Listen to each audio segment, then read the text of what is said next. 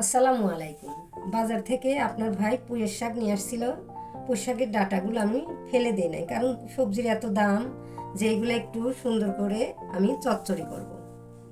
প্রথমে পুঁই শাক ডাঁটাগুলো আমি হাঁড়ির মধ্যে দিয়ে দিলাম।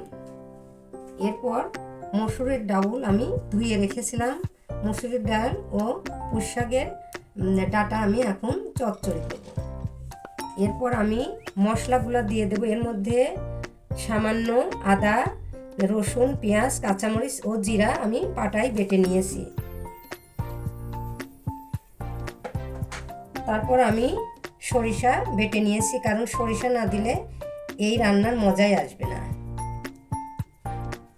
হলুদের গুঁড়া 1 চা চামচ,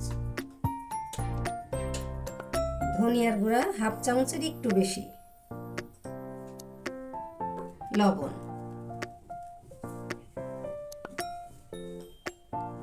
সয়াবিন তেল পরিমাণ মতো। এবারে আমি সুন্দর করে হাতে মেখে নেব। আসলে সবজির দাম এত যে ডাঁটাগুলো ফেলতে আমার খুবই মায়া করল, যার কারণে আমি ডাঁটাগুলো চচ্চড়ি করব। আপনার ভাই বলছে যে ডাঁটাগুলো চচ্চড়ি করলে হয়তো খেতে ভালো লাগবে। এই পর্যায়ে আমি পানি দিয়ে দেব। ডাঁটাগুলো হয়তো সিদ্ধ হতে একটু সময় লাগবে, ওই জন্য আমি একটু পানি বেশি করেই দিলাম।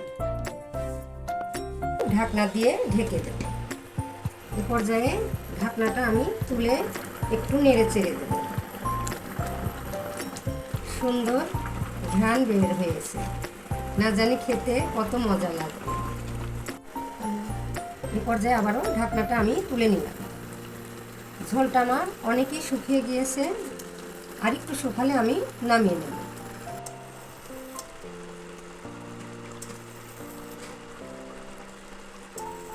চচ্চড়ির ঝোলটা আমার অনেকই শুকিয়ে গিয়েছে, এখন আমি নামিয়ে নেব।